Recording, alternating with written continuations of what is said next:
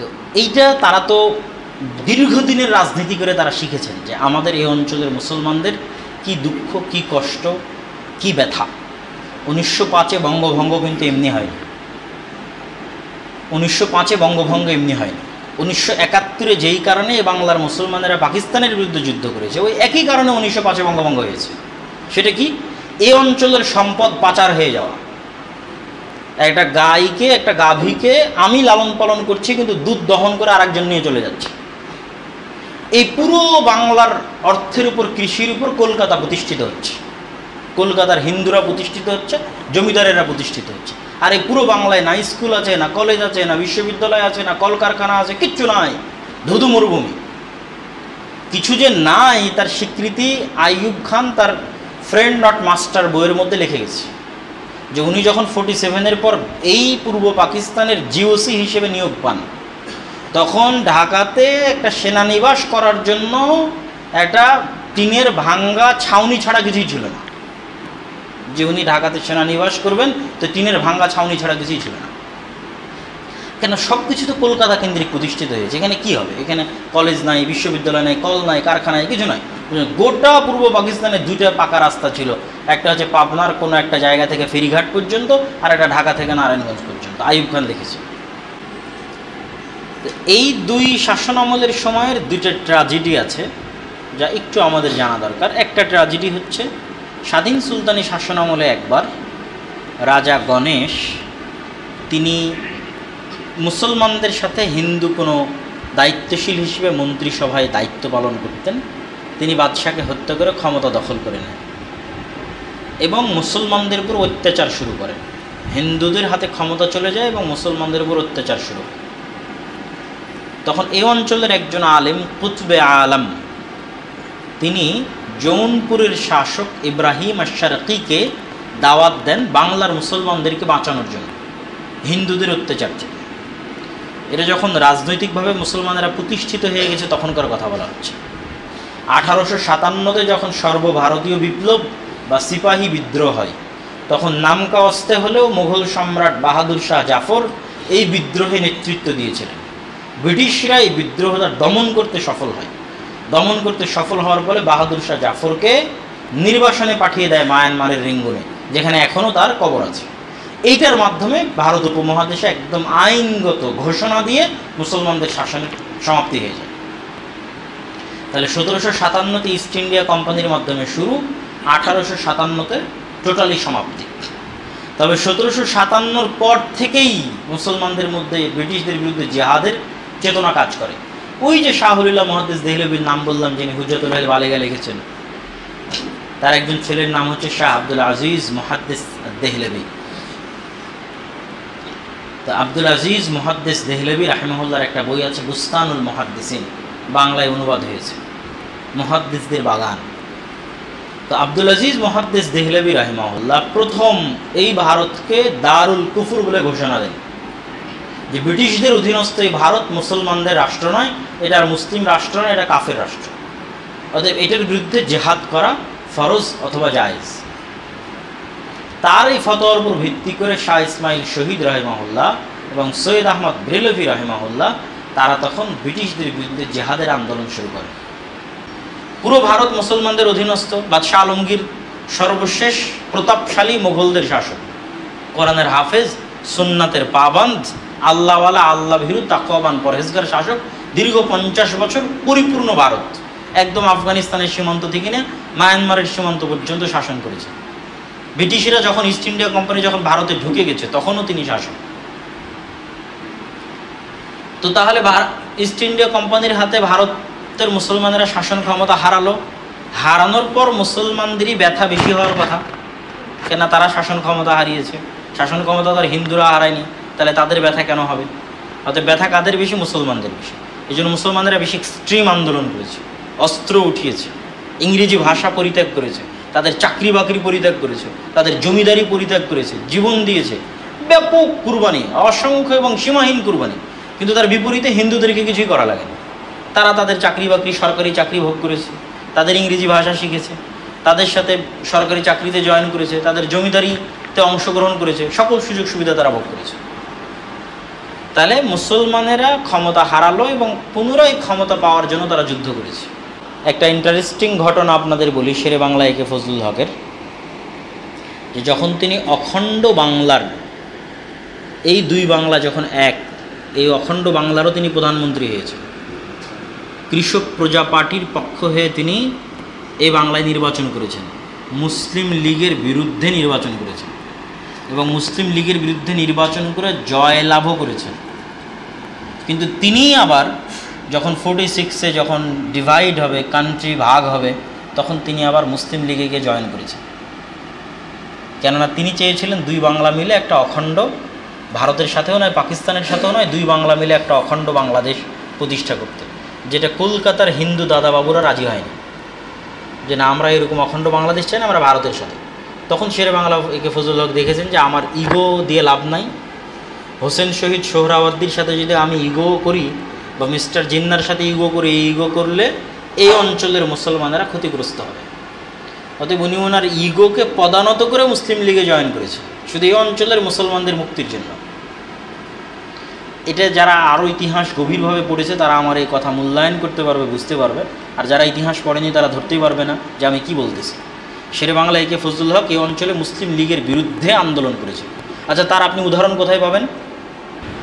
অতএব তোমরা আল্লাহ সুবহানাহু তাআলাকে ভয় করো, যদি আল্লাহ সুবহানাহু তাআলার নামে তোমাদের কাছে কিছু চাওয়া হয়, আত্মীয়তার সম্পর্ককে ভয় করো, আল্লাহ সুবহানাহু তাআলাকে ভয় করো। তো আলোচনার শুরুটা এই আয়াত দিয়ে এই জন্য করছি যে অবশ্যই ইসলাম মানুষের জাতিগত পার্থক্যকে স্বীকার করে। স্বীকার না করলে আল্লাহ বলতেন না যে আমি মানুষকে গোত্র এবং জাতিতে পৃথক করে তৈরি করেছি, বিভিন্ন জাতি এবং বিভিন্ন গোত্র বিভিন্ন ভাষায় ভাগ করে দিয়েছি। মানে এই যে বৈচিত্র্যটা ভাষা, জাতি এবং গোত্রের, এটা ইসলাম স্বীকার করে। এমনকি রাসূলুল্লাহ সাল্লাল্লাহু আলাইহি ওয়াসাল্লাম আরব জাতির মধ্যে প্রেরিত হওয়ার কারণে ইসলাম বিরোধী নয় এমন সকল আরব কৃষ্টি কালচার এবং সংস্কৃতিকে বহাল রেখেছিলেন। শুধুমাত্র ওই কৃষ্টি কালচার, ওই সংস্কৃতিকেই তিনি পরিবর্তন করেছেন যেটা ইসলাম বিরোধী। বাংলাদেশি মানুষদের একটা ভিন্ন কৃষ্টি কালচার থাকতে পারে, কাশ্মীরিদের একটা ভিন্ন কৃষ্টি কালচার থাকতে পারে, অ্যারাবিয়ানদের একটা ভিন্ন কৃষ্টি কালচার থাকতে পারে। যতক্ষণ সেটা ইসলাম বিরোধী নয় ততক্ষণ সেটা দোষের নয়, সেটার সাথে ইসলামের কোনো সমস্যা নেই। তো ভিন্ন জাতি এবং ভিন্ন গোত্র হওয়া এটা আল্লাহর পক্ষ থেকে এবং আল্লাহ সুবহানাহু তাআলার দান, দয়া এবং রহমত। তো আমরা বাংলাদেশি হিসেবে এই ভূখণ্ডে জন্ম নিয়েছি, বাংলা ভাষায় কথা বলি, এটি আল্লাহ সুবহানাহু তাআলার কাদা ও কাদার, আল্লাহ সুবহানাহু তাআলার তাকদীর, এবং এর মধ্যেই আমাদের জন্য কল্যাণ আছে। এই জন্য আমরা ভিন্ন জাতি এবং ভিন্ন গোত্র হিসেবে যদি আমাদের কৃষ্টি কালচার, ইতিহাস নিয়ে আলোচনা করি এবং সেটা ধরে রাখার চেষ্টা করি, সেটা দোষের কিছু নয়, বরং প্রয়োজন অনুযায়ী সেটা নিয়ে আলোচনা করা এবং জানা এবং জ্ঞান অর্জন করা উচিত।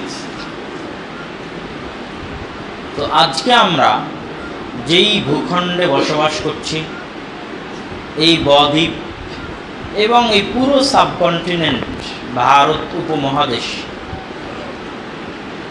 আমরা দুই ধরনের ইতিহাস আজকে আলোচনা করব।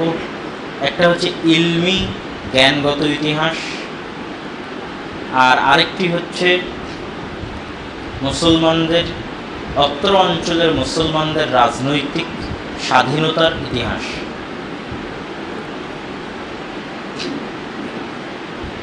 জ্ঞানগত ইতিহাস ভারত উপমহাদেশে কোরআন এবং হাদিসের খেদমত হয়েছে, এটার স্বীকৃতি বড় বড় আরব ওলামাগণ দিয়েছেন।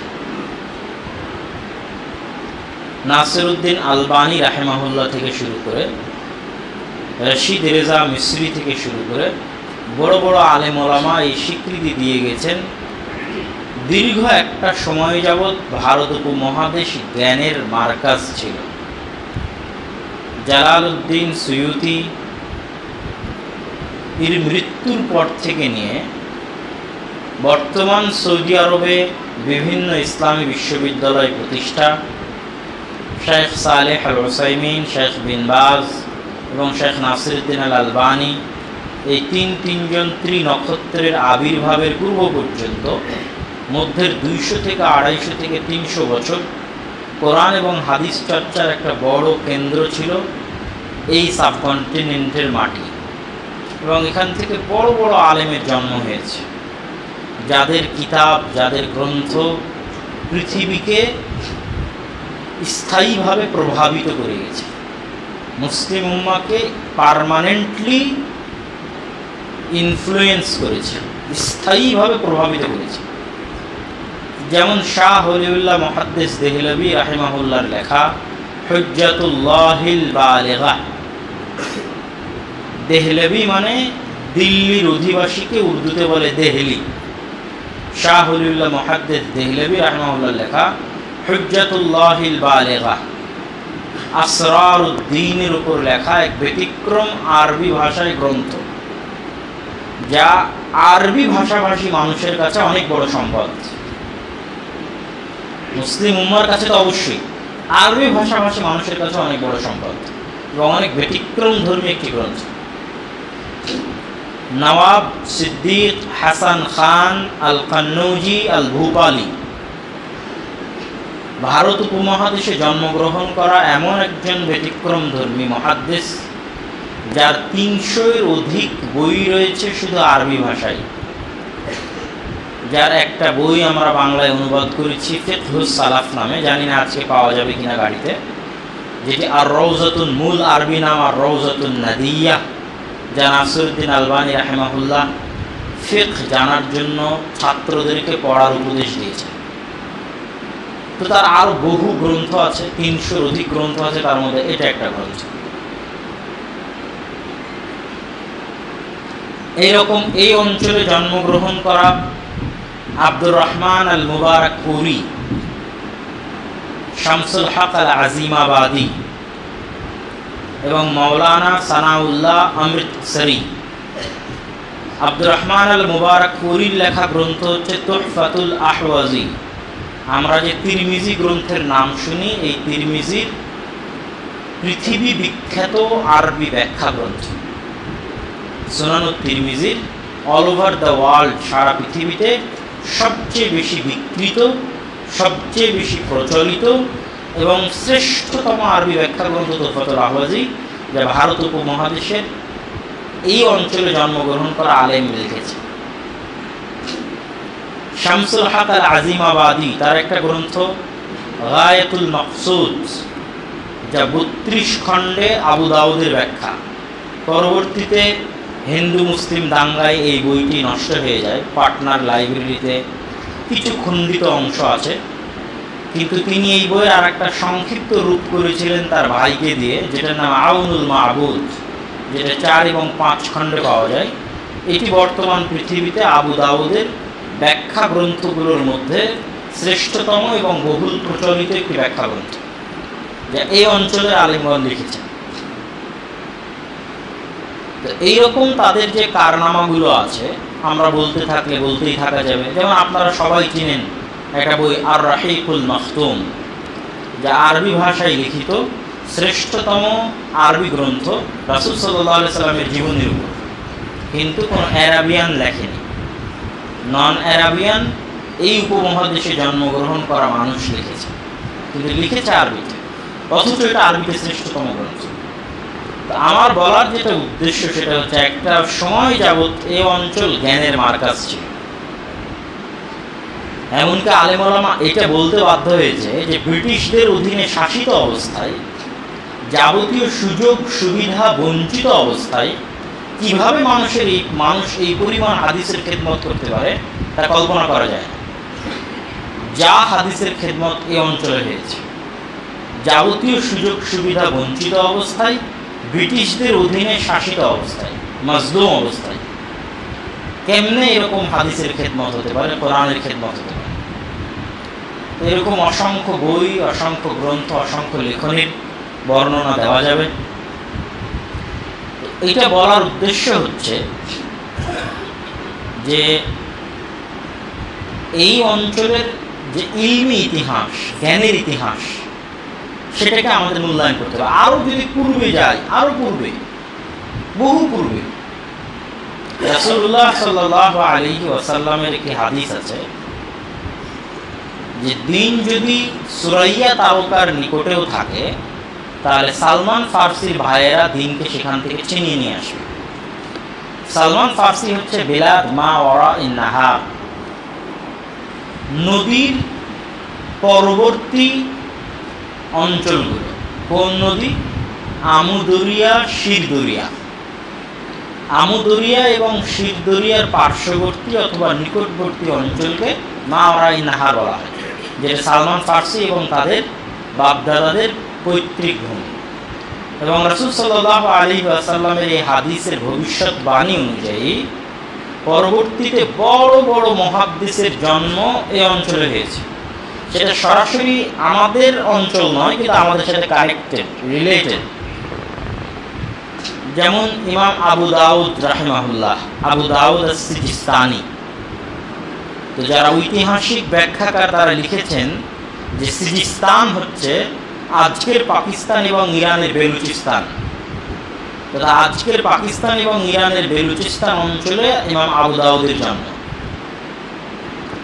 কুতাইবা বিন সাঈদ আল বাগলানি, বাগলান হচ্ছে আফগানিস্তানের সীমান্তবর্তী অঞ্চলের একটা শহর, যা এখন ওই নামই আছে। যিনি কুতুবে সিত্তার 6 জন মুহাদ্দিসের শিক্ষক, আবু দাউদের শিক্ষক, তিরমিজির শিক্ষক, নাসাইর শিক্ষক, 6 জনের অধিকাংশের শিক্ষক। ইমাম তিরমিজি, তিরমিজ নামক গ্রাম, যেটা সরাসরি যে নদীর নাম বললাম আমুদরিয়া এবং শিরদরিয়া, তার একদম কোল ঘেঁষে গ্রাম এখনো তিরমিজ নামে আছে। তারপরে ইমাম ইবনে হিব্বান আল বুস্তি, ইবনে হিব্বান অনেক বড় মুহাদ্দিস। তারপরে মাআলিমুস সুনানের লেখক ইমাম খাত্তাবি, তাদের জন্মস্থান যেই জায়গায়, সেই জায়গায় এখন একটা এয়ারপোর্ট আছে, বোস্ট ইন্টারন্যাশনাল এয়ারপোর্ট, আফগানিস্তানে কান্দাহারের আশেপাশের অঞ্চল। আবু হাতিম আর রাজি, আবু যুরআ আর রাজি, রাজি মানে রায়, রায় নগরী। রায় নগরীকে দিকে নিসবত করে যখন কোনো কিছু বলা হয় সেটা রাজি। ব্যাখ্যাকার এবং ঐতিহাসিকগণ দেখছেন আজকে ইরানের তেহরানের রাজধানীর নিকটবর্তী কোনো অঞ্চলকে সেই যুগে রায় বলা হতো। তারপর ইমাম মারওয়াজি, মারো বা ইংরেজিতে মার্ভ, মরো বা ইংরেজিতে মার্ভ। তারপর আল বালখি, বালখ। এই বিশাল অঞ্চলগুলো, বুখারা, ইমাম বুখারি, ইমাম মুসলিম, নিশাপুর, নিশাপুরি, ইরানের একটা বড় শহরের নাম হচ্ছে নিশাপুর। এই যে পুরো এরিয়া সব হচ্ছে নন আরব, মানে আরব নয়, তারা সবাই আরব নয়।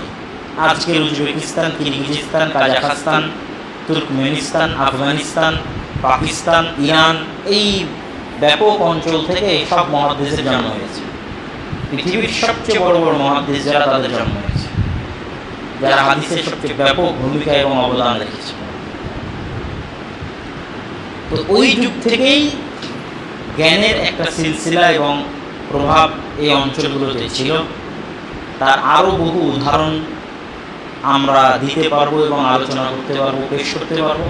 তবে এই সংক্ষিপ্ত আলোচনার মধ্যে দিয়ে এতটুকু তুলে ধরার ইচ্ছা যে ভারত উপমহাদেশের শুধু মুসলমানরা নয়, বরং যদি আহলুল হাদিসদেরকেও খাস করে বলি, যে আহলুল হাদিসদের কাছে ইলম নাই বা আলেম ওলামা নাই, বা তারা ব্রিটিশদের হাতে তৈরি, এরকম যে বিভিন্ন অভিযোগগুলো আছে, যদি এই লম্বা ইতিহাসগুলো মানুষ জানে, তাহলে এই অভিযোগগুলো উত্থাপন করা কঠিন হবে।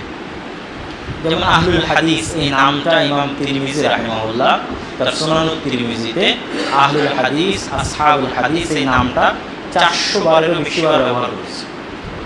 ইমাম শাফিঈ তার কিতাবুল উম এবং কিতাবুল রিসালার মধ্যে 20 বারেরও অধিক আহলুল হাদিস এবং আসহাবুল হাদিস এই নাম ব্যবহার করেছে।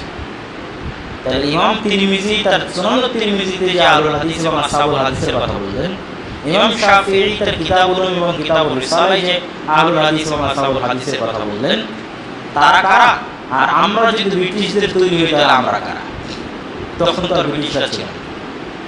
এই ইতিহাসগুলো আমাদের জানা এবং এই ইতিহাসগুলোর সাথে রিলেট করা এবং কানেক্টেড করতে পারাটা অনেক বড় জরুরি একটা কর্তব্য। ইতিহাস আল্লাহ নিজেও বর্ণনা করেছে। ইতিহাস গুরুত্বপূর্ণ না হলে আল্লাহ ইতিহাস বর্ণনা করতেন না। আল্লাহ কোরআনে ইতিহাস বর্ণনা করেননি। কোরআনের বড় বড় অংশগুলোকে যদি আমরা ভাগ করি, পুরো কোরআনকে যদি আমরা সামারাইজ করি, তাহলে কোরআনে আল্লাহ সুবহানাহু ওয়া তাআলা বারবার তার দয়ার বর্ণনা দিয়েছেন।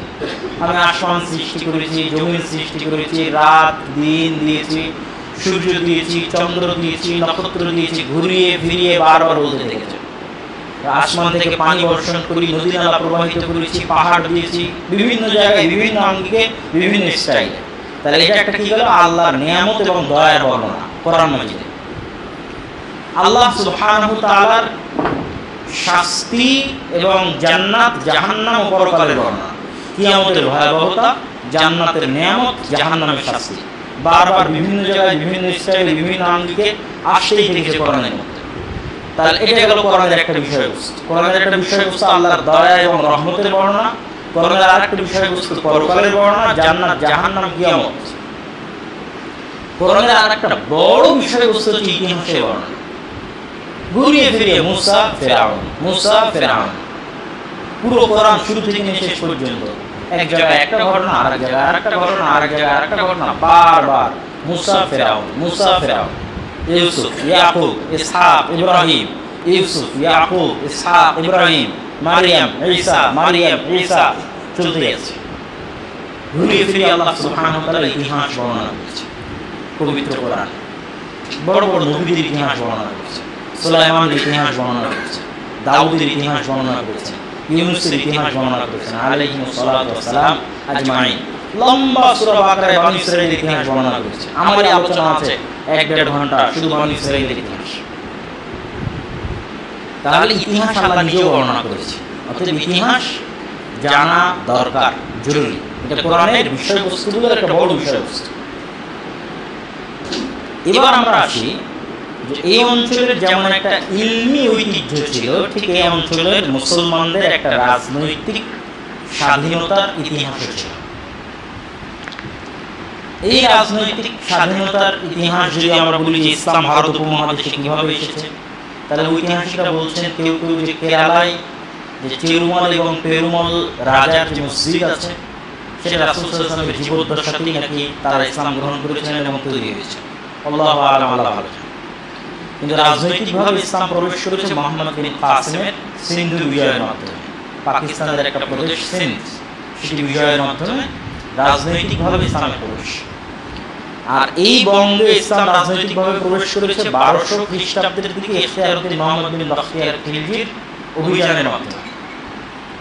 এবং তিনি যে অঞ্চলে অভিযান পরিচালনা করেছিলেন সেটাকে বলা হয় গৌড় অঞ্চল।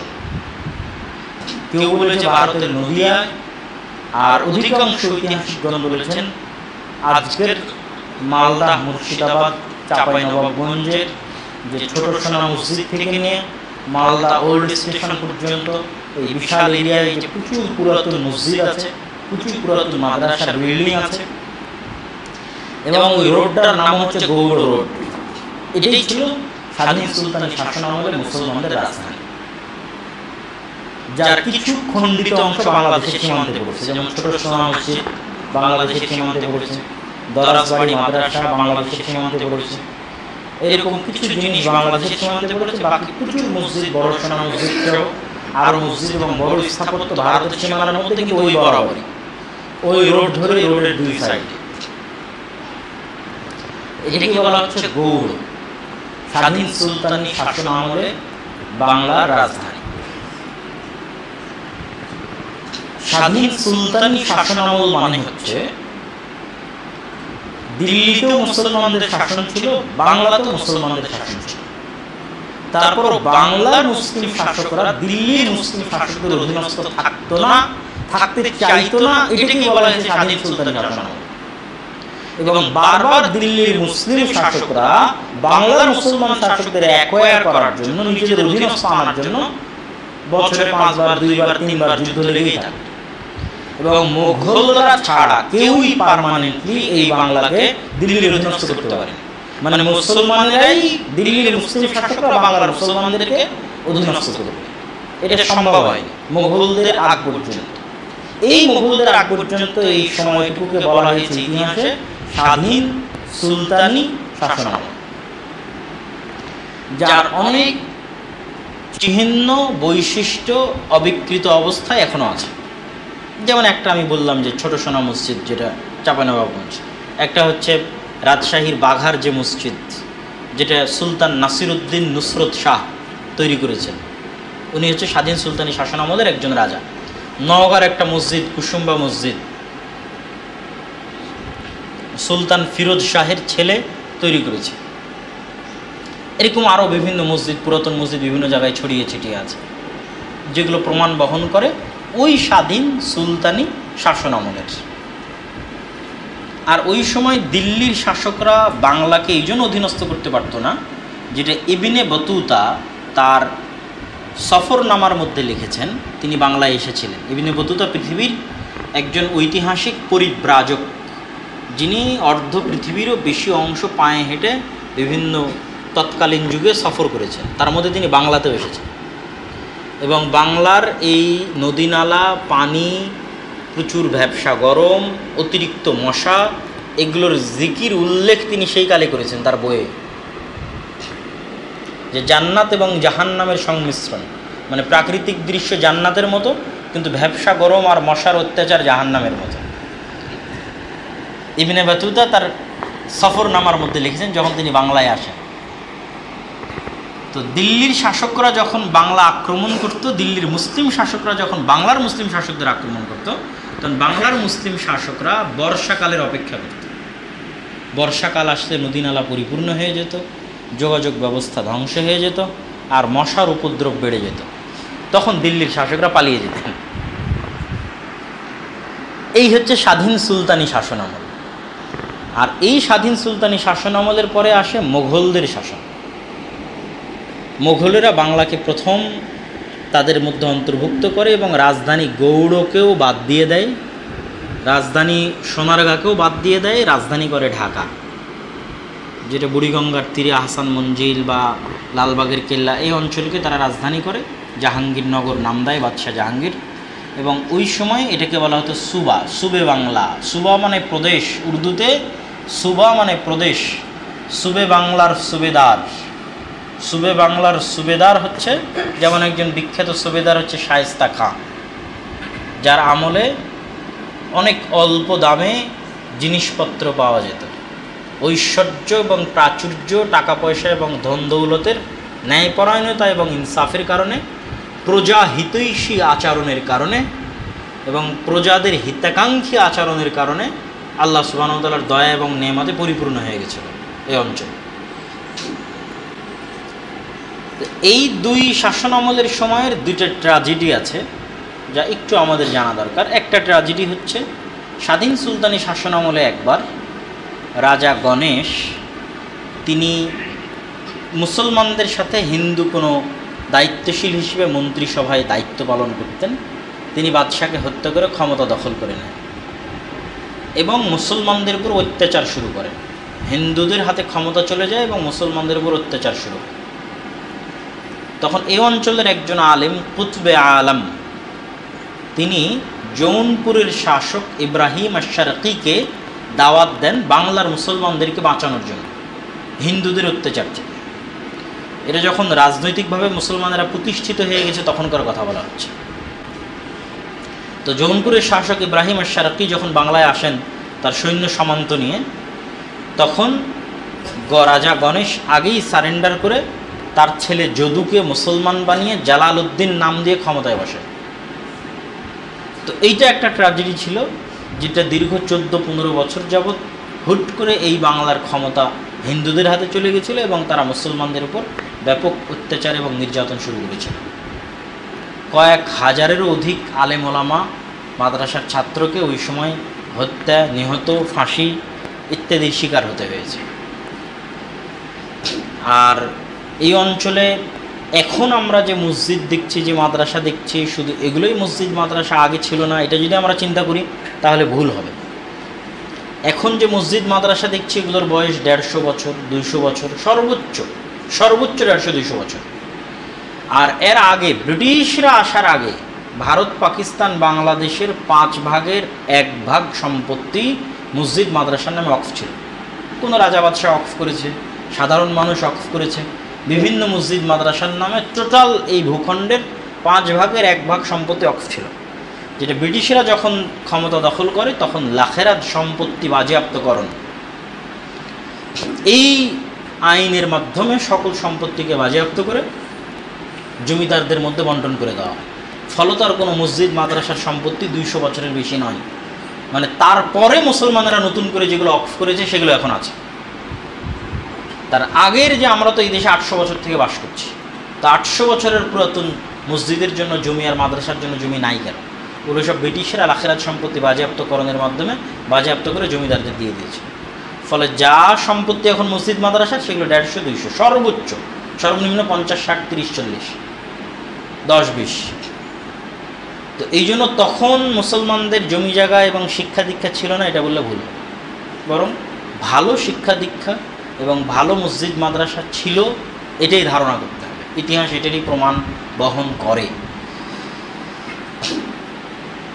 তো এই সংক্ষিপ্ত ইতিহাস বলার মধ্যে আরেকটা ট্র্যাজেডি আছে, সেটা যে বাদশাহ আকবরের দ্বীন-ই ইলাহি আর আলাউদ্দিন হোসেন শাহের শ্রী চৈতন্যের মতবাদে প্রভাবিত হওয়া। বাদশাহ আকবর হচ্ছে দিল্লির শাসক, আলাউদ্দিন হোসেন শাহ বাংলার শাসক। তো বাদশাহ আকবর দ্বীন-ই ইলাহি মানে সেকুলার মুসলিম, হিন্দু এবং মুসলিমের কালচারাল মিক্সিং। হিন্দু এবং মুসলমানরা কালচারালি একজন আরেকজনের সাথে মিক্স হবে, এটা রাজকীয়ভাবে পৃষ্ঠপোষকতা করা হয়েছে। ফলত মুসলমানদের ইমান, আকিদা, আমল, বিবাহ, শাদী, সামাজিক রীতিনীতি, কৃষ্টি কালচার সব ধ্বংস হয়ে গেছে, মানে হুবহু হিন্দুদের মতো হয়ে গেছে। কেন? রাজনৈতিক পৃষ্ঠপোষকতা পেয়েছে একটা দীর্ঘকালব্যাপী বাদশাহ আকবরের আমলে, যে হিন্দু মুসলিম কালচারাল মিক্সিং হতে হবে, সেকুলার মুসলিম। ঠিক আলাউদ্দিন হোসেন শাহের আমলে এই বাংলায় শ্রী চৈতন্যের মতবাদে প্রভাবিত হয়ে তিনিও চাইতেন হিন্দু মুসলিম কালচারাল মিক্সিং, যেটার প্রভাবে এ অঞ্চলেরও মানুষের আকিদা আমল যা তাওহীদের উপর প্রতিষ্ঠিত ছিল, এ অঞ্চলের মানুষের আকিদা এবং আমল যে তাওহীদের উপর প্রতিষ্ঠিত ছিল তার একটা নিদর্শন বলি, এটা আমার আগে মাথায় আসেনি, কিন্তু কিছুদিন আগে আমাদের মদিনা ইসলামী বিশ্ববিদ্যালয়ের একজন শিক্ষক শেখ মনসুর আল খালাফ, উনি দীর্ঘ 1 মাসব্যাপী জামিয়া সালাফিয়া ডাঙ্গিপাড়া বাবা রাজশাহীতে দার্স দিয়েছেন। তো ওনাকে নিয়ে আমি সব পুরাতন মসজিদগুলো দেখাচ্ছিলাম, তো বিশেষ করে ছোট সোনা মসজিদ, কুসুম্বা মসজিদ। তো এই মসজিদগুলোর সাথে লাগানো ওই সমস্ত রাজা বাদশাদের কবর নাই, বা মসজিদের মধ্যে নাই, বা মসজিদের সামনে নাই, এই জিনিসটাকে উনি পয়েন্ট হিসেবে ধরেছে যে তৎকালীন মুসলমানেরা কবর পূজারী ছিলেন না। কবর পূজারী থাকলে মসজিদের মধ্যে কবর দিতেন, অথবা মসজিদের সামনে কবর দিতেন, অথবা কবরকে কেন্দ্র করে মসজিদ তৈরি করতেন। বরং কোথাও যদি কবর দেখা যায় তাহলে সেটা মসজিদকে কেন্দ্র করে পরবর্তীরা কবর দিয়েছে, কিন্তু তখনকার মুসলমানেরা কবর পূজারী ছিল না। তো এই যে মুসলমানেরা যে আকিদা, সঠিক আকিদা এবং তাওহীদের উপর প্রতিষ্ঠিত ছিল, সেটার বিকৃতিটা হয়েছে এই 2 রাজনৈতিক ট্র্যাজেডি বা পৃষ্ঠপোষকতার কারণে, হিন্দু মুসলিম কালচারাল মিক্সিংয়ের কারণে, রাষ্ট্রীয়ভাবে সেকুলারিজমের চর্চার কারণে। এখান থেকে আস্তে আস্তে কি হলো, মুঘলদের শাসন আমলে যখন বাংলা মুঘলদের অধীনস্থ, তখন 1757 সালের 23শে জুন, যা আমরা সবাই জানি, যে পলাশির আম্র কারণে বাংলার স্বাধীনতার সূর্য অস্তমিত হয়, এবং কালের পরিক্রমায় পুরো ভারতের স্বাধীনতার সূর্য অস্তমিত হয়। আর পুরো ভারতের স্বাধীনতার সূর্য অস্তমিত হতে ফাইনাল ঘোষণা আসতে 100 বছর লাগে। 1757 23শে জুন থেকে 100 বছর লাগে ফাইনাল স্বাধীনতা, টোটালি মানে নাই স্বাধীনতা এটার ঘোষণা আসতে। 1857-তে যখন সর্বভারতীয় বিপ্লব বা সিপাহী বিদ্রোহ হয়, তখন নামকা অস্তে হলেও মুঘল সম্রাট বাহাদুর শাহ জাফর এই বিদ্রোহে নেতৃত্ব দিয়েছিলেন। ব্রিটিশরা এই বিদ্রোহটা দমন করতে সফল হওয়ার ফলে বাহাদুর শাহ জাফরকে নির্বাসনে পাঠিয়ে দেয় মায়ানমারের রেঙ্গুনে, যেখানে এখনও তার কবর আছে। এইটার মাধ্যমে ভারত উপমহাদেশে একদম আইনগত ঘোষণা দিয়ে মুসলমানদের শাসনের সমাপ্তি হয়ে যায়। তাহলে 1757-তে ইস্ট ইন্ডিয়া কোম্পানির মাধ্যমে শুরু, 1857-তে টোটালি সমাপ্তি। তবে 1757 পর থেকেই মুসলমানদের মধ্যে ব্রিটিশদের বিরুদ্ধে জিহাদের চেতনা কাজ করে। ওই যে শাহ ওলিউল্লাহ মুহাদ্দিস দেহলভির নাম বললাম, যিনি হুজ্জাতুল বালিগা লিখেছেন, তার একজন ছেলের নাম হচ্ছে শাহ আব্দুল আজিজ মুহাদ্দিস দেহলভি। তো আব্দুল আজিজ মুহাদ্দিস দেহলভি রাহিমাহুল্লাহর একটা বই আছে বুস্তানুল মুহাদ্দিসিন, বাংলায় অনুবাদ হয়েছে মুহাদ্দিসদের বাগান।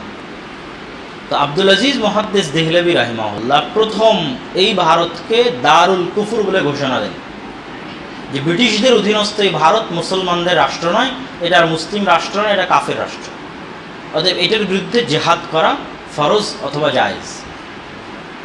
তার এই ফতোয়ার উপর ভিত্তি করে শাহ ইসমাইল শহীদ রাহিমাহুল্লাহ এবং সৈয়দ আহমদ বেরেলভি রাহিমাহুল্লাহ তারা তখন ব্রিটিশদের বিরুদ্ধে জেহাদের আন্দোলন শুরু করে, এবং তাদের পরবর্তীতে আরও বিভিন্ন জায়গায় আপনার তিতুমিরের লাল কেল্লা বলেন, হাজি শরীয়তুল্লাহর ফরাইজি আন্দোলন বলেন, সৈয়দ মাওলানা এনায়েত আলী এবং মাওলানা বেলায়েত আলী, পাটনার সাদিকপুরি পরিবার, তাদের আন্দোলনের কথা বলেন। বিভিন্ন জায়গায় ভিন্ন ভিন্ন আঙ্গিকে ব্রিটিশদের বিরুদ্ধে মুসলমানেরা তাদের সংগ্রাম অব্যাহত রেখেছে।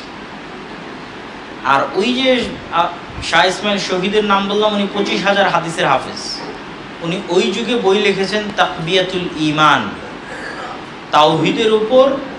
সেই কালে বসে, যখন মদিনা বিশ্ববিদ্যালয় ছিল না, দারুল উলুম দেওবন্দ ছিল না, আর কোনো বড় স্বীকৃত প্রতিষ্ঠান ছিল না, তখন তিনি এই উপমহাদেশে বসে তাওহীদের উপর শিরক এবং বেদাতের বিরুদ্ধে এত শক্ত এবং এত কঠোর লিখনী লিখেছেন, যা আজ পড়লে অবাক হতে হয়। আপনি যদি মনে করেন যে আজ মদিনা থেকে পড়ে এসে আমরা কোরআন এবং সহিহ হাদিসের দাওয়াত দিচ্ছি, তাহলে তাদের খেদমতকে অপমান করা হয়। যখন মদিনা বিশ্ববিদ্যালয়ের জন্মই হয়নি, 200 বছর আগের কথা বলছি, তখন তারা সঠিক আকীদা এবং আমলের দাওয়াত দিয়েছেন। ওই বই আপনি বাংলাতেও পাবেন, তাকবিয়াতুল ঈমান, আরবিতে অনুবাদ হয়েছে রিসালাতুত তাওহীদ নামে। আমার জানা মতে এখনও হয়তো তাওহীদের উপর এবং শিরকের বিরুদ্ধে, বেদাতের বিরুদ্ধে এত শক্ত বই ভারত উপমহাদেশের আলেম ওলামা এখনও হয়তো লিখতে পারেনি, যেটা শাহ ইসমাইল শহীদ রাহিমাহুল্লাহ 200 বছর আগে লিখেছেন তাকবিয়াতুল ঈমান নামে। উনি দুইভাবে কাজ করেছেন। উনি দেখেছেন মুসলমানেরা যেইভাবে হিন্দুদের সাথে মিশে গেছে, যেইভাবে কালচারাল মিক্সিং হয়েছে, কুসংস্কার ঢুকে গেছে, এই মুসলমানদের দিয়ে কোনোদিন বিজয় সম্ভব নয়। এদের আকীদা এবং আমল পরিষ্কার করতে হবে, অথবা আগে দাওয়াত দিতে হবে। ব্যাপকভাবে উনি দাওয়াতি কাজ করেছেন, এবং ওনাদের দাওয়াতি কাফেলা পদ্মা নদী হয়ে, কেননা আমরা জানি যে এই পদ্মা নদী ভারতেও আছে গঙ্গা নামে, এই পদ্মা নদী বানারসে আছে, এই পদ্মা নদী পাটনায় আছে, উত্তরপ্রদেশের বানারস, বিহারের পাটনা, তারপরে আমাদের বাংলায় চাঁপাইনবাবগঞ্জ দিয়ে প্রবেশ করেছে, একটাই নদী। তারপরে যখন পদ্মা ব্রিজ এখানে, তখন সেখানে যমুনাও মিলিত হয়েছে এই নদীর সাথে। তারপরে এইটা গিয়ে মেঘনার সাথে মিলিত হয়েছে, তখন নাম মেঘনা। তার আগ পর্যন্ত নাম পদ্মা। যমুনা মিলিত হওয়ার পরও নদীর নাম পদ্মা। আর যখন যমুনা মিলিত হয়নি, তখনও বাংলার সীমান্তে নাম পদ্মা, আর বাংলার সীমান্তের আগে এটারই নাম গঙ্গা। তো এই নদী ধরে যখন তারা সফরে গেছেন, তখন মুর্শিদাবাদ, মালদা, রাজশাহী, চাঁপাইনবাবগঞ্জ এই অঞ্চলগুলোতেও তারা থেমেছিলেন, দাওয়াতি কাজ করেছিলেন। এই মর্মে ইতিহাস সে প্রমাণ আছে। তার কারণেই এই অঞ্চলগুলোতে আহলুল হাদিসদের সংখ্যা সেই কাল থেকে বেশি।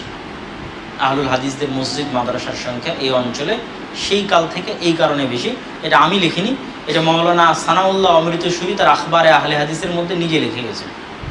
যে উনি লিখছেন যে আমি একবার মালদা মুর্শিদাবাদে জালসা করার জন্য গেলাম, তো এত মানুষ, হাজার হাজার মানুষ, তো আই এম সারপ্রাইজড, আমি আশ্চর্য হলাম যে বাংলার এই কোনায়, মানে পশ্চিম বাংলার এই কোনায় এত আহলে হাদিস কীভাবে। তখন আমি ইতিহাস যাচাই করে দেখলাম, উনি লিখছেন ইতিহাস যাচাই করে দেখলাম যে মাওলানা শাহ ইসমাইল শহীদ এবং সৈয়দ আহমদ বেরেলভি এই অঞ্চলে দাওয়াতি কাজের জন্য এসেছিলেন। পাশাপাশি তাদের পরবর্তীতে মাওলানা এনায়েত আলী এবং বেলায়েত আলী দীর্ঘ 12 বছর এই অঞ্চলে দাওয়াতি কাজ করেছেন। তাদের ফলশ্রুতিতে আজকে এত মানুষ আহলে হাদিস যারা আমার বক্তব্য শোনার জন্য এখানে এসেছে।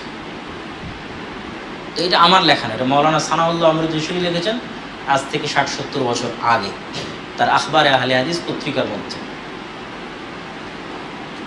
তো এই যে তাদের আন্দোলন, এটার সমাপ্তি হয় 1831 সালে। 1831 সালের 6ই মে বালাকোট, পাকিস্তানের সীমান্তবর্তী একটা শহর, পাহাড়ি অঞ্চল। আগে থেকেই তারা এটা চয়ন করেছিলেন যুদ্ধের জন্য, সীমান্ত চয়ন করেছিলেন, পাহাড়ি অঞ্চল চয়ন করেছিলেন। এই দীর্ঘ ভারতীয় ভূভাগ সমতল, পুরো ভারতীয় ভূভাগ থেকে রসদ যেত, মুজাহিদরা ট্রেনিং নিয়ে যেত, কিন্তু যুদ্ধ হতো সীমান্তে, পাহাড়ি অঞ্চলে, পাকিস্তান এবং আফগানিস্তানের পাহাড়ি অঞ্চল। সেখানে শিখদের বিরুদ্ধে এক যুদ্ধে শাহ ইসমাইল শহীদ এবং সৈয়দ আহমদ বেরলভী মারা যান। এই হলো মুসলমানদের ব্রিটিশ বিরোধী আন্দোলনের শুরু। তারপরে আরও বিভিন্নভাবে আন্দোলন চলতে থেকেছে, কিন্তু এই আন্দোলনের ফল মুসলমানেরা ভোগ করতে পারেনি। আমি যদি বলি শাহ ইসমাইল শহীদ এবং সৈয়দ আহমদ বেরলভীর আন্দোলন এখনো ইনকমপ্লিট, তিতুমিরের বাঁশের কেল্লার আন্দোলন ইনকমপ্লিট, হাজি শরীয়তুল্লাহর ফরাইজি আন্দোলন ইনকমপ্লিট, অপরিপূর্ণ, অপূর্ণাঙ্গ। কেন? পুরো ভারতে মুসলমানদের শাসন ছিল, সেটা মুসলমানেরা হারালো কার কাছে? ব্রিটিশের কাছে। তাহলে ব্রিটিশদের বিরুদ্ধে মুসলমানেরা যুদ্ধ শুরু করলো মানে টোটাল ভারত আবার মুসলমানদের অধীনস্থ হতে হবে, তাহলে সেই আন্দোলন সফল। কথা মনে বুঝাতে পারিনি আমি। পুরো ভারত মুসলমানদের অধীনস্থ, বাদশাহ আলমগীর সর্বশেষ প্রতাপশালী মোগলদের শাসক, কোরআনের হাফেজ, সুন্নাতের পাবন্দ, আল্লাহওয়ালা, আল্লাহ ভীরু, তাকওয়াবান, পরহেজগার শাসক, দীর্ঘ 50 বছর পরিপূর্ণ ভারত, একদম আফগানিস্তানের সীমান্ত থেকে নিয়ে মায়ানমারের সীমান্ত পর্যন্ত শাসন করেছে। ব্রিটিশরা যখন ইস্ট ইন্ডিয়া কোম্পানি যখন ভারতে ঢুকে গেছে তখনও তিনি শাসক। তো তাহলে ইস্ট ইন্ডিয়া কোম্পানির হাতে ভারতের মুসলমানেরা শাসন ক্ষমতা হারালো, হারানোর পর মুসলমানদেরই ব্যথা বেশি হওয়ার কথা, কেন তারা শাসন ক্ষমতা হারিয়েছে, শাসন ক্ষমতা তার হিন্দুরা হারায়নি, তাহলে তাদের ব্যথা কেন হবে? অর্থাৎ ব্যথা কাদের বেশি? মুসলমানদের বেশি।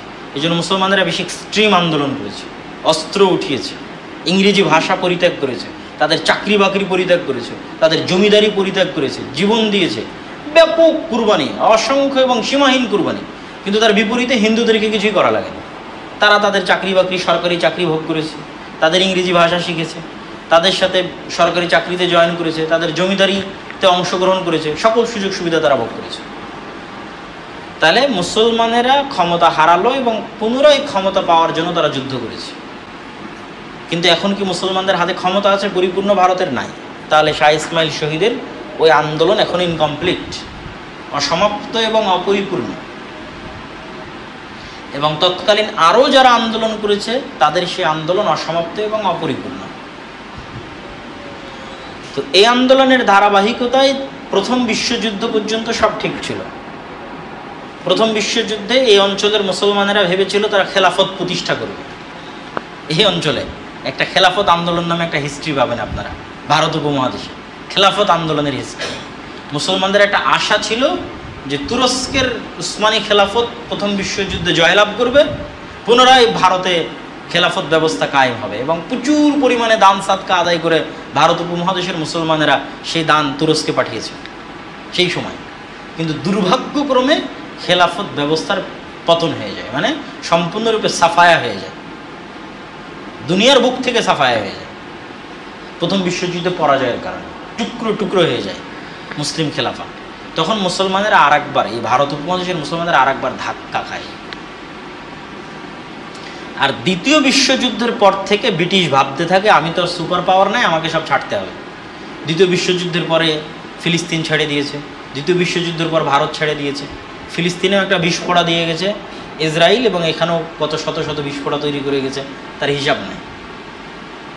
তো দ্বিতীয় বিশ্বযুদ্ধের পর যখন তারা ভাবতে থাকে ছাড়তে হবে, বা আগে থেকেই তারা আঁচ করতে পারছিল ছাড়তে হবে, তখন থেকেই তারা, যারা তাদের সুবিধাভোগী হিন্দু ছিল, সুবিধাভোগী মুসলমান ছিল, তাদের মাধ্যমে একটা রাজনৈতিক আন্দোলনের সূচনা করে, গণতান্ত্রিক আন্দোলনের সূচনা করে, যেন আলেম ওলামার হাতে ক্ষমতা না দেওয়া লাগে, যারা 150-200 বছর থেকে কুরবানি দিচ্ছে, শহীদ হচ্ছে, মারা যাচ্ছে, এদের হাতে ক্ষমতা দিবে না।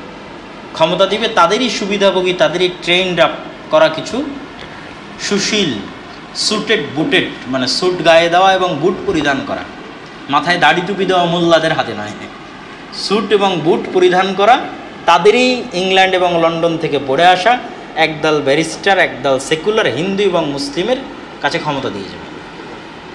এই লক্ষ্যকে সামনে রেখে কংগ্রেসের তৈরি হওয়া।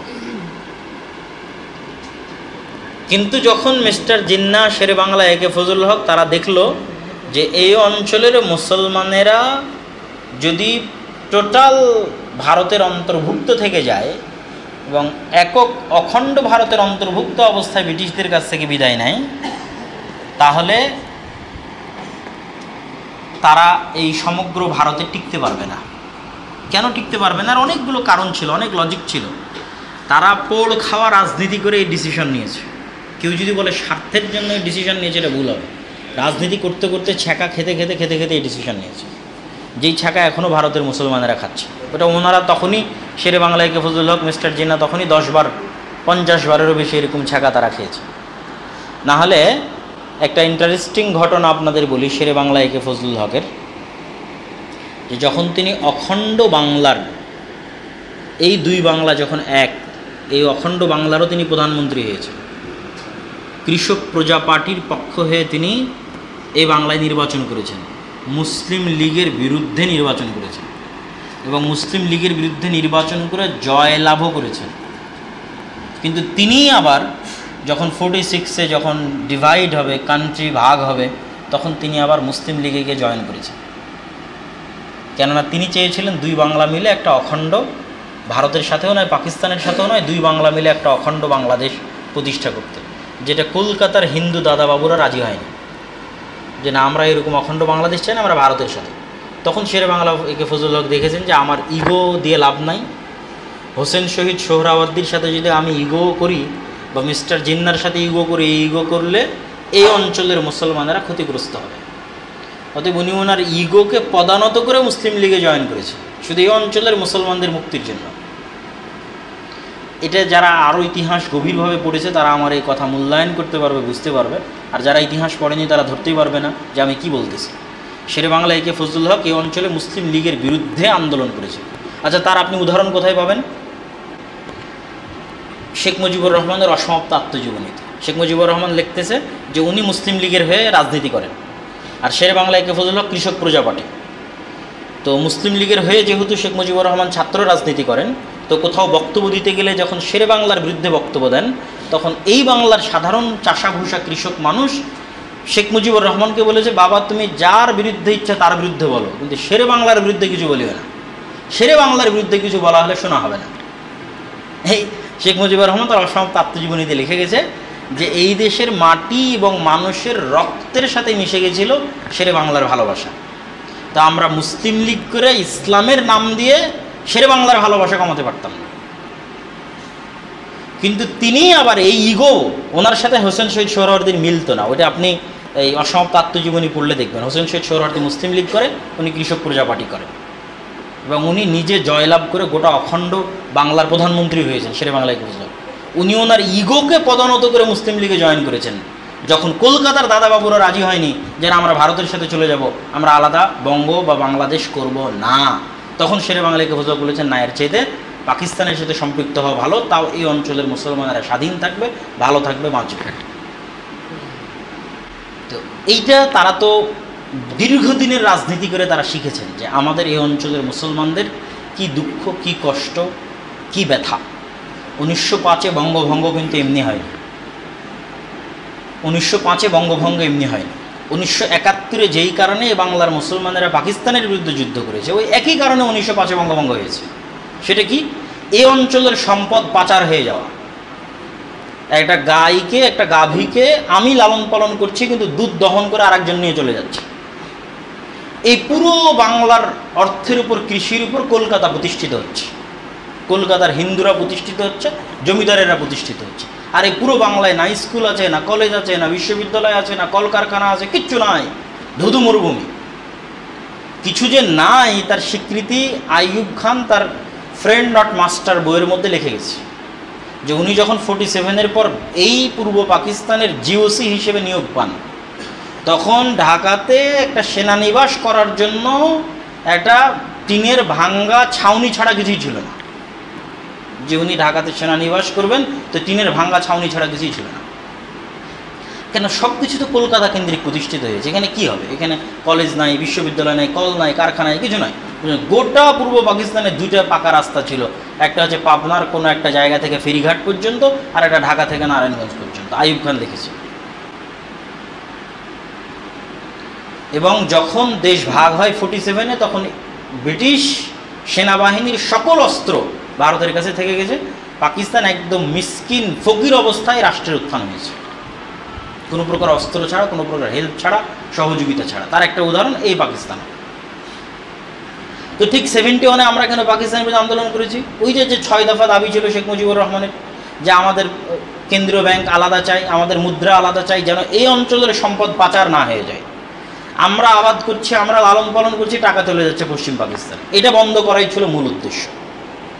ওই 6 দফা দাবির মূল উদ্দেশ্য ছিল এইটা।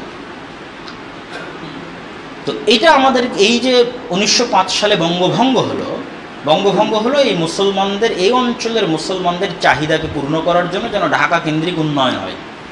এইটা কলকাতার হিন্দু দাদাবাবুদের সহ্য হলো না, তারা এই বঙ্গভঙ্গ বাতিল করার জন্য আন্দোলন করেন। 1911-তে বঙ্গভঙ্গ বন্ধ হয়ে গেল, বাতিল হয়ে গেল। তখন এই অঞ্চলের হতাশাগ্রস্ত মুসলমানদের শান্ত করার জন্য ঢাকা বিশ্ববিদ্যালয় প্রতিষ্ঠা করা হলো। আর 1906-এ মুসলিম লীগ প্রতিষ্ঠা করা হলো। আর পশ্চিম পাকিস্তানিরা এতটা রাজনৈতিক সচেতন ছিল না, এই বাংলার মুসলমানেরা যতটা রাজনীতিতে সচেতন ছিল। শুধু এই বাংলা না, ওই পশ্চিমবঙ্গের হিন্দুরাও রাজনীতিতে অল ইন্ডিয়ার চেয়ে বেশি সচেতন ছিল। তারও একটা কারণ আছে। তার কারণ হচ্ছে গোটা ব্রিটিশরা যে দীর্ঘ 180-90 বছর এই ভারতে শাসন করেছে, তো তাদের রাজধানী দিল্লি ছিল না, তাদের রাজধানী কলকাতা ছিল মোস্ট অফ দ্য টাইম। মুসলমানেরা যখন শাসন করেছে তখন রাজধানী দিল্লি, মোগলেরা যখন শাসন করেছে, ব্রিটিশরা যখন শাসন করেছে তখন বেশিরভাগ সময় রাজধানী ছিল কলকাতা। এই জন্য কলকাতা কেন্দ্রিক এই অঞ্চলের মানুষেরা বেশি রাজনীতি সচেতন ছিল ভারতের অন্য অঞ্চলের চাইতে। ফলত পশ্চিমবঙ্গের বাঙালিরা যেমন রাজনীতি সচেতন ছিল, পূর্ববঙ্গের বাঙালিরাও রাজনীতি সচেতন ছিল। এই জন্য মুসলিম লীগ পশ্চিম পাকিস্তানে প্রতিষ্ঠিত হয়নি, ঢাকায় প্রতিষ্ঠিত হয়েছে 1906 সালে মুসলমানদের আলাদা দেশের জন্য। লাহোর প্রস্তাব 1940-এ পশ্চিম পাকিস্তানে কেউ পেশ করে, শেরে বাংলা একে ফজল হক বাঙালি লাহোর প্রস্তাব পেশ করেছে, এবং লাহোরের মিনারে পাকিস্তানে এখনও শেরে বাংলা একে ফজল হকের নাম লেখা আছে, যে তিনি লাহোর প্রস্তাব পেশ করেছেন। এই জন্য এরা ছিল রাজনৈতিকভাবে অনেক সচেতন এবং দূরদর্শী সম্পন্ন নেতা। তো এই লম্বা আলোচনা করার পিছনে কারণ কি, যে আমরা এখন আমাদের এই দেশের স্বাধীনতাটাকে সম্পৃক্ত করে ফেলেছি শুধু 71-এর ইতিহাসের সাথে। এবং দুটো ভুল, আমাদের ইতিহাসের দুটো চরম ভুল। এক নাম্বার হচ্ছে আমরা মনে করেছি আমাদের জাতিসত্তার উত্থান শুধু 71-এ। 2, এই অঞ্চলে যে মুসলিম শাসকরা ছিল তাদেরকে ইন্ডিয়ানদের মতো বিদেশি দখলদার শাসক হিসেবে আমাদের বই পুস্তকে তুলে ধরা হয়েছে। ইখতিয়ারউদ্দিন মোহাম্মদ বখতিয়ার খিলজিকে পাহাড়পুরের বৌদ্ধ বিহারের ধ্বংসকারী, হামলাকারী, আক্রমণকারী হিসেবে আমাদের পাঠ্যপুস্তকে তুলে ধরা হয়েছে। এটা খুবই ভয়ঙ্কর, যেটা আমি যখন স্টুডেন্ট লাইফে ভারতে ছিলাম তখন আমি দেখতাম যে ভারতের সিলেবাসের মধ্যে এটা ঢুকানো হচ্ছে যে বাদশাহ শাহজাহান, বাদশাহ আলমগীর বা আর যারা আছে তারা হচ্ছে এই দেশ দখলকারী, বাহির থেকে এসে এই দেশ দখল করে থেকেছে। আর যে সমস্ত হিন্দু শাসকরা তাদের বিরুদ্ধে যুদ্ধ করত, শিবাজি, ছত্রপতি, তারা হচ্ছে মারাঠা বা রাজপুত, তারা হচ্ছে এই দেশের ইতিহাসের মূল অংশ। কিন্তু এইটা তারা কোনো সময় বিবেচনা করলো না যে ব্রিটিশরা এই দেশ থেকে সব সম্পত্তি নিয়ে চলে গেল তাদের দেশে, আর মুসলমানদের ইতিহাসে রেকর্ড নাই যে মুসলমানরা কোনো দেশে যায় ওই দেশের সম্পত্তি চুরি করেছে। যখন মুঘল ভারত শাসন করেছে মোগলেরা, তখন এরকম কোনো রেকর্ড নাই যে এখানকার সম্পত্তি নিয়ে যায় তাজমহল ওরা তুর্কমেনিস্তান উজবেকিস্তানে বানিয়েছে, আর লালকেল্লা উজবেকিস্তান তুর্কমেনিস্তানে বানিয়েছে, তাদের বাপদাদার বাড়িতে বানিয়েছে লালকেল্লা, তাদের নিজের এলাকা নিজের মাতৃভূমিতে বানিয়েছে কুতুব মিনার আর ফতেহপুর সিক্রি আর দিল্লির শাহী জামে মসজিদ। না, তারা এই দেশের অর্থ সম্পদ এই দেশেই ব্যয় করেছে, এই দেশেই ইনভেস্ট করেছে। মুসলমানেরা যখন স্পেনে গেছে, আন্দালুসে গেছে, তখন স্পেন থেকে টাকা পয়সা নিয়ে এসে মক্কা মদিনার উন্নয়ন করেনি, স্পেনেরই উন্নয়ন ঘটিয়েছে। যত বিশ্ববিদ্যালয়, যত কলেজ, যত লাইব্রেরি, আলহামরার বিল্ডিং, কর্ডোভার জামে মসজিদ, গোয়াদেল কুইভার নদীর উপর ব্রিজ, সব স্পেনে তৈরি করেছে মুসলমানরা। কেন, কোথাও গেলে মুসলমানেরা সেই দেশকে পরের দেশ মনে করে না। আল্লাহর জমিন, সব জাতি আল্লাহর নিকটে সমান, যেটাতে আমরা আলোচনা শুরু করেছিলাম। অতএব সেটাই আমার দেশ, সেটাই আমার জাতি। তু মুস্তাফা বি হ্যাঁ, ইসলাম তেরা দেশ হ্যাঁ। আল্লামা ইকবাল তার কবিতার মধ্যে বলেছে যে তুই হচ্ছে মুস্তাফা বি আর তোর দেশের নাম ইসলাম, এটাই তোর জাতীয়তা, এটাই তোর পরিচয়। তো সম্মানিত উপস্থিতি, এই যে দুটো ভুল, একটা হচ্ছে বাংলাদেশকে শুধু 71-এর সাথে কানেক্টেড করা, 2 বাংলাদেশের যারা আমাদের অতীত ইতিহাসের যারা আমাদের নায়ক বলা চলে তাদেরকে এই দেশে দখলদার হিসেবে উপস্থাপন করা এটা খুবই খারাপ। তো এখান থেকে আমাদের কি শিখতে হবে? এখান থেকে আমাদের যেটা শিখতে হবে সেটা হচ্ছে যে আমরা 71-এ দেশ পেলেও মানচিত্র পেয়েছি 47-এ। মানচিত্র যদি না থাকে দেশই থাকবে না, দেশই যদি না থাকে তো কিসের মুক্তিযুদ্ধ হবে? দেশই নাই তো মুক্তিযুদ্ধ কিসের? তো আপনি মানচিত্র পেয়েছেন কখন? মানচিত্র আপনি 71-এ পান, মানচিত্র পেয়েছেন 47-এ। 47-এ পাওয়া মানচিত্রকে 25 বছর পর পাকিস্তানিদের থেকে মুক্ত করেছেন 71-এ। তো নো 47, নো 71। 47 নাই, 71 নাই। তাহলে 47-কে আগে স্বীকৃতি দিতে হবে, তাহলে আপনি বাংলাদেশ পাবেন, নাহলে নাই বাংলাদেশ। এটা ইন্ডিয়ার একটা অংশ। আর যদি 47-কে স্বীকৃতি দেন তাহলে বাংলাদেশ আছে, বাংলাদেশ আছে তো 71 আছে। তাহলে ওখান থেকে টেনে আসতে হবে। এবং এটা শেখ মুজিবুর রহমানের অসমাপ্ত আত্মজীবনীতে আপনি স্পষ্ট পাবেন যে সিলেট কীভাবে বাংলাদেশের অন্তর্ভুক্ত হলো, করিমগঞ্জ, আসামের করিমগঞ্জ কেন বাংলাদেশের অন্তর্ভুক্ত করা গেল না, অথচ সেখানে মুসলমানেরা বিজয়ী হয়েছিল। এগুলো সব উনি ডিটেইলস তার বইয়ের মধ্যে লিখেছেন। কেন মুসলমানদের জন্য আলাদা স্বাধীন দেশ লাগবে, কেন মুসলমানেরা ইন্ডিয়ার অন্তর্ভুক্ত হবে না, কী জন্য মুসলমানদের জন্য আলাদা স্বাধীন দেশ লাগবে। তখনকার মুসলমানেরা স্বাধীনতা বলতে কি শুধু ব্রিটিশদের থেকে স্বাধীনতা বোঝাতেন, না হিন্দুদের থেকেও স্বাধীনতা বোঝাতেন? এগুলো সব ওই বইয়ের মধ্যে স্পষ্ট পেয়ে যাবে যে তিনি নিজে, শেখ মুজিবুর রহমান নিজে কীভাবে হিন্দু কর্তৃক ডিসক্রিমিনেশনের শিকার হয়েছেন, দুইবার বৈষম্যের শিকার হয়েছেন, তা ওই বইয়ের মধ্যে তিনি লিখেছেন। এবং যখন তিনি আলাদা মুসলমানদের স্বাধীন দেশের কথা বলতেন তখন তিনি শাহ ইসমাইল শহীদ এবং সৈয়দ আহমদ বেরলভীর ওয়াহাবি আন্দোলন, এটাকে ইতিহাসে বলা হয় ওয়াহাবি মুভমেন্ট, যেটা আমি আজকে আলোচনা করলাম, শাহ ইসমাইল শহীদ এবং সৈয়দ আহমদ বেরলভীর এই মুভমেন্টকে ইতিহাসে ওয়াহাবি মুভমেন্ট বলা হয়। তো শেখ মুজিবুর রহমান লিখছেন যে এই ওয়াহাবি আন্দোলন, হাজি শরীয়তুল্লাহর ফরাইজি আন্দোলন ইত্যাদির কথা তুলে ধরে তিনি মুসলমানদের আলাদা স্বাধীন দেশের কথা বলতেন। তো আজ আমরা যেই দেশে বসবাস করছি, এই দেশ দীর্ঘ 800 বছরব্যাপী মুসলমানদের পরিশ্রম, রক্ত, চেষ্টা, শ্রম ইত্যাদির ভিত্তিতে তৈরি হয়েছে। এটাকে যদি শুধু আমি 71 থেকে কানেক্টেড করি তাহলে এই দেশের রাজনৈতিক পরিচয়কে হত্যা করা হবে, রাজনৈতিক সত্তাকে হত্যা করা হবে। এবং এই দেশের স্বাধীনতা এবং সার্বভৌমত্ব নির্ভরই করে এদেশের ইসলামের সাথে, যেটার উপর ভিত্তি করে আপনি মানচিত্র পেয়েছেন, যে মানচিত্রকে পরবর্তীতে আপনি স্বাধীন করেছেন। অতএব এই জিনিসটা আমাদের মনে রাখতে হবে এবং আমাদের পরবর্তী প্রজন্মকে স্মরণ করাতে হবে সঠিক এবং প্রকৃত ইতিহাস। এবং এই মানচিত্রের যারা দিয়েছেন আমাদেরকে, তারাই শেরে বাংলা একে ফজল হক, হোসেন শহীদ সোহরাওয়ার্দী, খাজা নাজিমুদ্দিন, যাদের কবর একসাথে 3 নেতার মাজার আছে ঢাকা বিশ্ববিদ্যালয়ের মধ্যে, কিন্তু অবহেলিত, কোনো রাজনৈতিক দলের কাছে মূল্যায়িত না। কেন সব রাজনৈতিক দলের কাছে এই দেশের পরিচয় শুরু হয় 71 থেকে, তাহলে কেমনি মূল্যায়িত হবে? হ্যাঁ, তুমি মানচিত্র না পেলে দেশ পাবো কোথায় থেকে? তো এই বলে আমি আমার আজকের সংক্ষিপ্ত বক্তব্য শেষ করছি। ভারত উপমহাদেশের মুসলমানদের ইলমি ইতিহাস সমৃদ্ধ, সুসমৃদ্ধ, এবং ভারত উপমহাদেশের মুসলমানদের রাজনৈতিক স্বাধীনতার ইতিহাস সুসমৃদ্ধ। এটা জানা এবং পরবর্তী প্রজন্মকে এটা পৌঁছে দেওয়াও আমাদের নৈতিক জিম্মেদারি এবং দায়িত্ব, যাতে আল্লাহ সুবহানাহু ওয়া তাআলা এই দেশে মুসলমানদের অতীত পূর্বপুরুষরা যে ব্যাপক পরিশ্রম করে গেছেন আমাদের স্বাধীনতার জন্য, আমাদের মাথা উঁচু করে দাঁড়ানোর জন্য, সেই স্বাধীনতা আমাদের বহাল থাকে, আমাদের পরবর্তী প্রজন্মরা ঠিক সেভাবেই মাথা উঁচু করে দাঁড়িয়ে থাকতে পারে, স্বাধীন এই বাংলাদেশে বসবাস করতে পারে। আল্লাহ সুবহানাহু ওয়া তাআলা সেই তৌফিক দান করুক, আল্লাহুম্মা আমিন।